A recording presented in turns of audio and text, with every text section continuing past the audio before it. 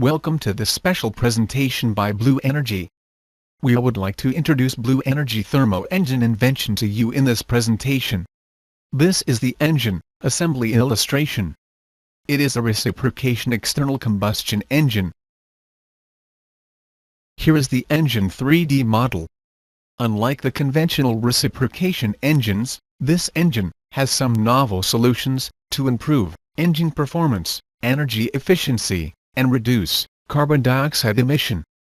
This engine will be a game changer that can significantly elevate human civilization.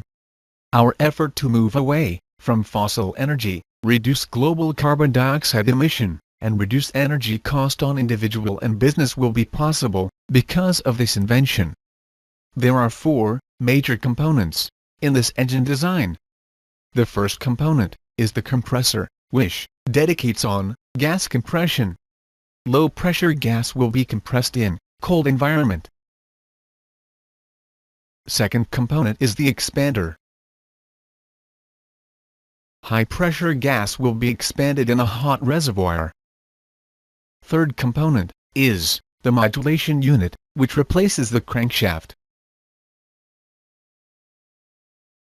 This component has major breakthrough. It will efficiently converts reciprocation gas expansion force into torque force.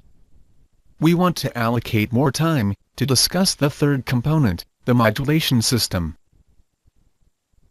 What you see here are 2 pairs of identical assembly. Each assembly has 1 compression unit in one side and 1 expansion unit on the opposite end. In between is a cage-like gearbox, which we refer as conversion gear from here on. Fourth component is a coupling mechanism that can combine opposite directional torque into one directional torque. When 2 modulation units alternately work in cycle, this differential component will combine 2 different rotary motions into one direction turning. 2 pairs of assemblies will work alternately. To connect the 2 conversion boxes, there is a metal bar, which is in fact a lever mechanism. This lever is capable of dynamically control a fulcrum through the stepper motor. Why we need a lever in this engine? Well, this is an important step to improve engine performance and energy efficiency. Gas expansion and gas compression are both non-constant force, which not desirable. As you can see, when air pressure is high, its expansion force will be high as well, which means the energy level is high. But as soon as piston pushes away, and the air pressure drops, the force will be significantly lower. This lever can lower the gas expansion force when compression ratio is high. As expansion becomes weak, the leverage will be in reversal. The range of leverage achievable by this modulation system is in between smaller than infinitive and bigger than inversely infinity. This lever mechanism is a very important innovation to improve engine performance. It can utilize all energy range of gas expansion due to leverage.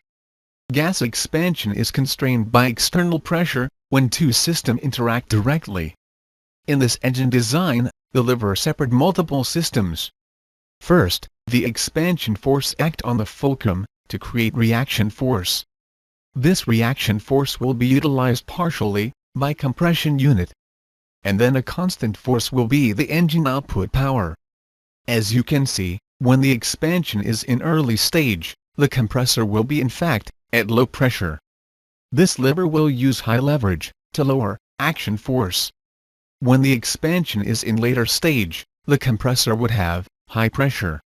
By changing the leverage to reciprocal range, this weak expansion pressure can overcome high pressure compression force. Here is another way to understand how thermal energy distribution works. This is a chart of energy distribution under isothermal expansion condition. In this chart, each color block represents same amount of energy when gas expanding inside a cylinder while maintaining the temperature unchanged.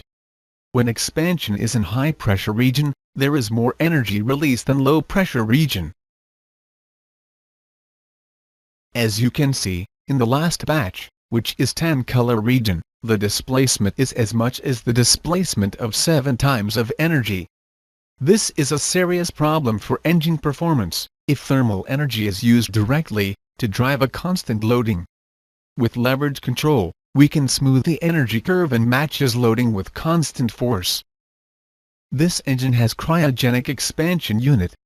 When high-pressure gas expanded, it will have ultra-cold and low-pressure gas at the end of expansion. This cold gas flow will be routed back to compression unit to absorb heat and make compression more efficient. It is quite similar to the solution when steam engine was invented. But in this engine design, condensation will not eject heat out of the system, which prevent heat lost. There is another advantage of cryogenic expansion.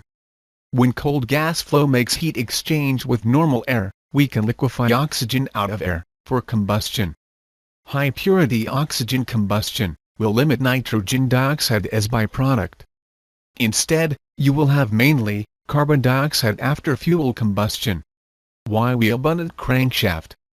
Here is an analysis of crankshaft efficiency. As we know, torque is tangent at any given time against circumference of a rotation.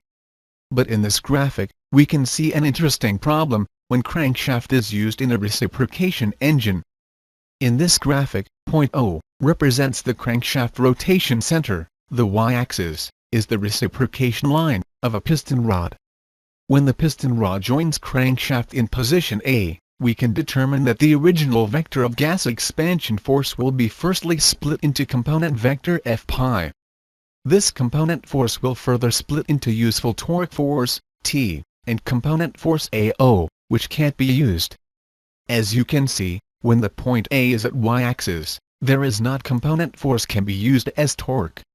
As we know, in this position, the cylinder gas pressure is most intense, due to fuel ignition, or high compression of gas. Many engineers blame the friction in between piston and cylinder wall for the engine efficiency problem. They don't understand that this is the real problem. So in this engine design, we replace crankshaft with our conversion gear design.